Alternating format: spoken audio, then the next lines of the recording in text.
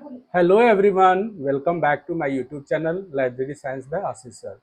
आज मैं आप लोगों के लिए एक इम्पॉर्टेंट टॉपिक्स लेकर के आया हूं, जो आपके लिए वैकेंसीज के लिए भी उतना ही इम्पॉर्टेंट है जितना आपके लाइब्रेरी ऑपरेशंस के लिए भी उतना ही इम्पॉर्टेंट है। कि अगर आपको आज जो हमारा टॉपिक है वो चले मैं आपको बताता हूं कि आज का टॉपिक क्या है हमारा। Library circulation system. Library circulation एक क्या हुआ है, सर्कुलेशन सिस्टम हुआ। लाइब्रेरी में पहले हम लोग जानते थे कि ट्रेडिशनल लाइब्रेरीज में जो सर्कुलेशन सिस्टम हुआ करता था वो मैनुअल हुआ करता था। बट आज की जो लाइब्रेरी है वो आपका ऑटोमेटेड लाइब्रेरी है। सारे housekeeping operations are totally automated. तो इस कंडीशन में हमें पहले ट्रेडिशनल सिस्टम में क्या हुआ करता था और ऑटोमेटेड सिस्टम में क्या आज के डेट में होता है, उसको भी हम लोग आज जानेंगे। तो चलिए स्टार्ट करते हैं। देखिए, सर्कुलेशन सिस्टम अगर आपको क्या होता था कि जैसे हम लोग पहले क्या करते थे कि आजकल देखते हैं ना कि फ़ोन पे आ गया है। तो फ़ोन पे आ गया है तो हम लोग क्या करते हैं कि सारा जो हम लोग ट्रांजैक्शन करते हैं वो ऑटोमेटेड करते हैं, फ़ोन पे के माध्यम से करते हैं। एक ऐप्स होता है, फ़ोन पे एक ऐप्स है, तो उस ऐप्स के माध्यम से हम लोग ऑटोमेटेड ट्रांजैक्शन करते हैं। उसी तरह पहले क्या करते थे, ट्रेडिशनल वे में पैसे की लेन देन होती थी फिजिकली, बट आज जो है हमारा फ़ोन पे काम करता है। उसी तरह लाइब्रेरी में भी है क्या कि हमें सर्कुलेशन सिस्टम को जानना पड़ेगा कि ट्रेडिशनल सिस्टम में क्या क्या हुआ करता था और आज जो ऑटोमेटेड लाइब्रेरी है उसमें सर्कुलेशन सिस्टम का क्या रोल है। तो चलिए, एक सर्कुलेशन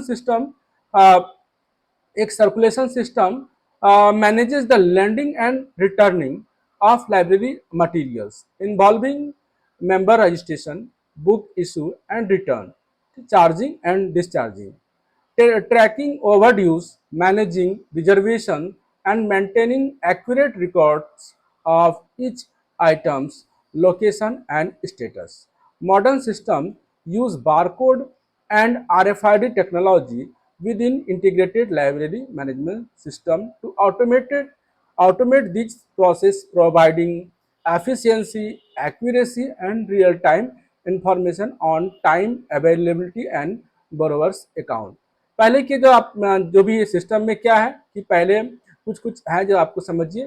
चलिए मैं हिंदी में भी थोड़ा पहले उसको समझा देता हूँ। पुस्तकालय संचालन प्रणाली पुस्तकालय सामग्री के उधार और वापसी का प्रबंध करती है। इशू और रिटर्न मतलब आप कुछ लाइब्रेरी में सर्कुलेशन सिस्टम का पार्ट क्या है, इशू रिटर्न प्रबंध करती है, जिसमें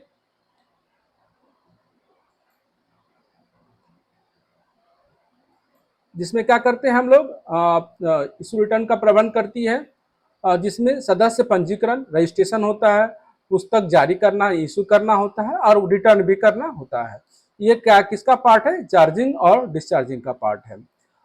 अतिदेय पर नजर रखना, आरक्षण का प्रबंध रिजर्वेशन का भी होता है कि सपोज दैट आप लाइब्रेरी में जब बुक्स लेने जाते हैं, सपोज दैट लाइब्रेरी में बुक्स अवेलेबल नहीं है तो आप उसमें रिजर्वेशन की भी फैसिलिटी रहती है कि आप उसको रिजर्व करके रख सकते हैं। जब भी वो किसी के द्वारा ली गई है, अगर वो जमा होती है तो आपको ऑटोमेटेड एक मैसेज आ जाएगा कि आपकी जो जो डिमांड थी वो ऑलरेडी लाइब्रेरी में आ गई है, आप चाहे तो उसको इशू करा सकते हैं।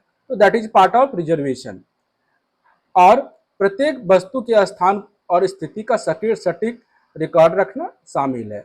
आधुनिक प्रणालियां इन प्रक्रियाओं को स्वचालित करने के लिए एकीकृत पुस्तकालय प्रबंधन प्रणालियों ILMS integrated library management system के भीतर बारकोड और RFID प्रौद्योगिकी का उपयोग करती है, जिससे वस्तुओं की उपलब्धता और उधारकर्ता खातों के बारे में दक्षता, सटीकता और वास्तविक समय की जानकारी मिलती है। ठीक है, तो पहले आज की जो लाइब्रेरी है वो क्या है कि हम लोग कह सकते हैं एक इंटीग्रेटेड लाइब्रेरी मैनेजमेंट सिस्टम है, जिसमें एक सॉफ्टवेयर होता है। जो लाइब्रेरी सॉफ्टवेयर जैसे आपको हुआ फॉर एग्जांपल लिप्सिस हो गए, सोल हो गए, ये क्या हो गया कि एक इंटीग्रेटेड लाइब्रेरी मैनेजमेंट सॉफ्टवेयर है। और सॉफ्टवेयर के माध्यम से ही जितने भी हाउस कीपिंग ऑपरेशंस होते हैं लाइब्रेरी के वो ऑटोमेटेड हो जाते हैं। उसमें एक आया है कि आपको RFID को जानना काफ़ी इंपॉर्टेंट है, क्योंकि ये लेटेस्ट टेक्नोलॉजी है कि RFID में क्या कैसे लाइब्रेरी में, तो RFID का क्या रोल है वो भी मैं बता देता हूँ कि अरे पहले जैसे बारकोड हुआ करता था, तो बारकोड के लिए सिर्फ ओनली फॉर सर्कुलेशन यूज होता था, बट आरएफआईडी क्या होता है कि anti theft with circulation. Anti theft का मतलब होता है कि पुस्तक को चोरी होने से बचाना, और सर्कुलेशन मतलब आरएफआईडी से फास्ट सर्कुलेशन भी किया जाता है, जबकि बारकोड से उतना फास्ट सर्कुलेशन नहीं होता है। लेकिन आरएफआईडी का दोनों एडवांटेज है कंपेयर टू आपका बारकोड। ठीक है, तो चलिए हम लोग नेक्स्ट स्लाइड पे फिर आते हैं। अब देखिएगा की function of a library circulation system. पहले हम लोगों ने जैसे डिस्कस किया कि मेंबर रजिस्ट्रेशन, पहले हमको मेंबर रजिस्ट्रेशन जो हमारे लाइब्रेरी में आते हैं उनका रजिस्ट्रेशन करना पड़ता है, registering new members and maintaining their contacts and account information, उनका पूरा कंप्लीट रजिस्ट्रेशन करना पड़ता है। चार्जिंग, अब क्या होता है कि इशू चार्जिंग के अंदर चेकआउट चेक इन होता है, जैसे कोई लाइब्रेरी से आए तो वो क्या होता है चेक इन किए, चेकआउट मतलब को जैसे issuing library items to registered member for a specific period, मतलब एक क्या होता है कि बुक्स को या किसी आइटम्स को दिया जाता है उनको रजिस्टर्ड मेंबर को फॉर एक पीरियड के लिए, चाहे वो 7 दिन के लिए हो, 10 दिन के लिए हो, 15 दिन के लिए हो, तो फॉर स्पेसिफिक पीरियड के लिए उनको दिया जाता है। सेम कंडीशन क्या होता है discharging, processing the return of borrowed items, जब वो क्या करते हैं कि जब ले करके आते हैं बुक्स को, जब आइटम इशूड किया हो गया आइटम, अब उनकी जब वो जमा करने आते हैं तो वो क्या करते हैं updating records and preparing them for resolving, क्या करते हैं उनको फिर उनको रीसेल्विंग करना पड़ता है, उनको उसके अपने स्थान पर रखना पड़ता है, तो that is a part of resolving. Record keeping क्या होता है maintaining details accurate records of every transaction, उनको हर एक रिकॉर्ड जो भी उनके इशू की गई है उनका सारा क्या करता है एक्यूरेट रिकॉर्ड भी उनको रखना पड़ता है। Member and items ensuring the location, उनको अपने लोकेशन पे and status of all materials are known. चलिए नेक्स्ट स्लाइड है कि functions of the library circulation system. Overdue and fines management, overdue जैसे आप किसी बुक को 7 दिन के लिए इशू कराए, अब 7 दिन के इशू कराने के बाद जैसे स्टूडेंट्स के लिए 7 टू अगर 7 दिन के लिए होता है तो 8वां दिन जैसे होगा 8th डे, तो 8वां दिन होने से क्या हो आपकी बुक ओवरड्यू हो जाती है। तो ओवरड्यू कंडीशन में क्या होता है कि आपको मैसेज जाता है कि आपकी बुक्स ओवरड्यू हो गई है, और अगर आपने 7 दिन के बाद आपने बुक को जमा किया यानी 8वां दिन या 10वें दिन या 15वें दिन जमा किया, तो जो रेस्ट ऑफ टाइम जो ओवरड्यू होने के बाद या तो वो जो होता है उसमें वो फाइन कैलकुलेशन भी एक लाइब्रेरी पॉलिसी निकालती है कि 1 rupees per day 2 rupees per day या जो भी एक पॉलिसी डिजाइन की जाती है कि ये 2 दिन 1 रुपीज पर डे के हिसाब से हमें फाइन कलेक्शन करना है। तो अगर सपोज दैट 7 दिन के लिए वो इशू करा के लेके गए हैं, तो अगर उनकी बुक्स उन्होंने जमा करके आया उन्होंने 15 डेज में, तो 8 दिन का जो है उनको फाइन उनको लाइब्रेरी को डिपॉजिट करना होगा। तो यही होता है फाइन मैनेजमेंट। तो ये किनका पार्ट है, यह सर्कुलेशन सिस्टम का ही पार्ट है। अब रिजर्वेशन जैसे मैंने आपको बताया प्रीवियस स्लाइड्स में कि रिजर्वेशन का क्या है, allowing members to place holds on particular items that are currently checked out with the system alerting them when the item becomes available। यही चीज होता है कि जब वो लाइब्रेरी में अवेलेबल होती है तो आपको मैसेज चले जाता है, जो मेंबर्स जिन्होंने रजिस्ट्रेशन करके रखा हुआ है रिजर्वेशन करके रखा हुआ है उनको वो मैसेज ऑटोमेटिकली आ जाता है कि आपकी बुक्स लाइब्रेरी में बिकम्स अवेलेबल है। ठीक है, फिर रिन्यूअल होता है। जैसे रिन्यूअल क्या होता है कि जैसे सपोज दैट आपने 7 डेज के लिए बुक को लेके गया और आपको फिर अगेन उसकी जरूरत होती है, तो आप उसको क्या कर सकते हैं, रिन्यू कर सकते हैं। अगर उनकी डिमांड नहीं है तो, अगर उनकी डिमांड पहले से उन्होंने किसी ने उसको रिजर्व करके रखा है तो पहले उन्हीं को बुक्स मिलेगी, उसके बाद फिर आपको मिलेगी। अगर उनका डिमांड नहीं है, रिजर्वेशन करके इन्होंने नहीं रखा है किसी ने, तो आपको वो बुक रिन्यूअल के लिए अलाउ होगी। तो processing request to extend the borrowing periods for items.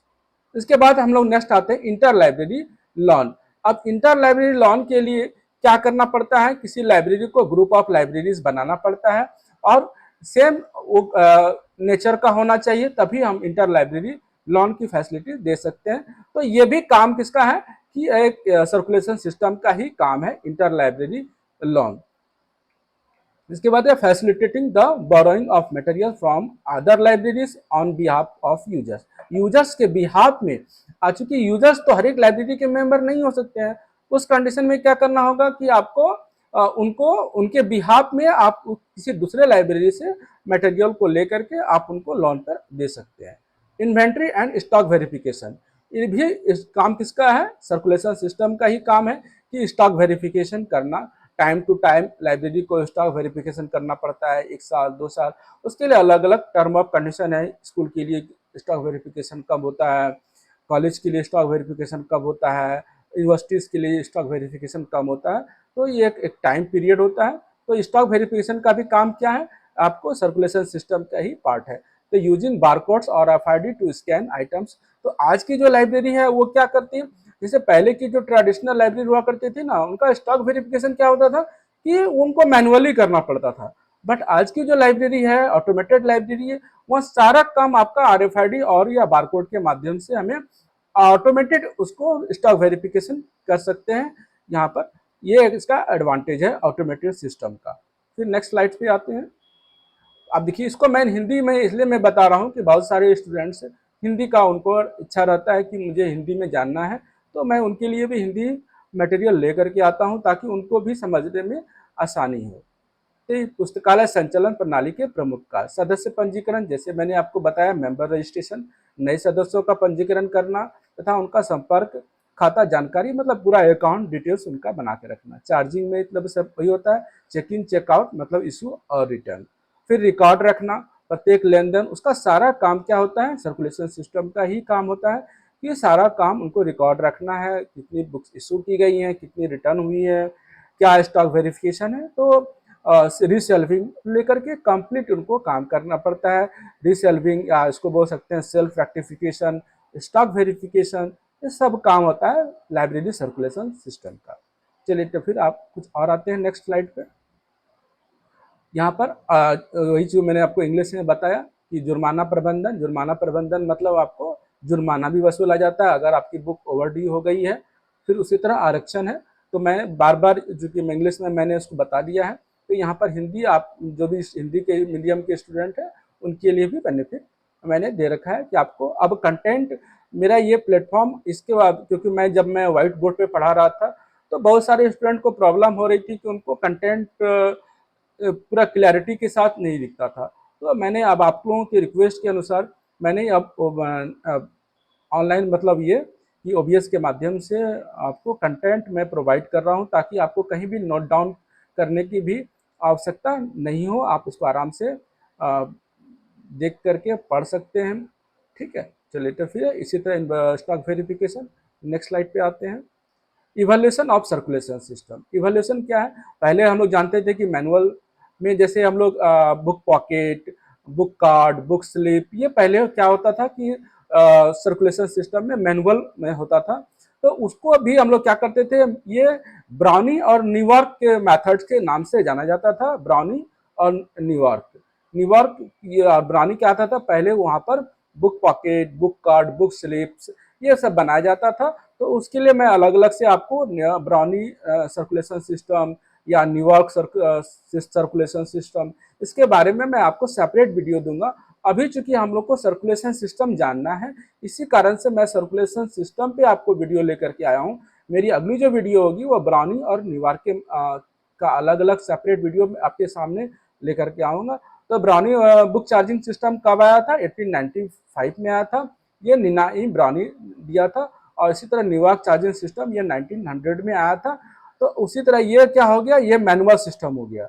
But automated system में क्या होता है कि जो भी हमें लाइब्रेरी हाउसकीपिंग ऑपरेशंस होते हैं, जो चाहे वो एक्विजिशन हो या कैटलॉगिंग हो, सर्कुलेशन है, जितने भी हाउसकीपिंग ऑपरेशंस हैं वो हमारा ऑटोमेटेड हो जाता है।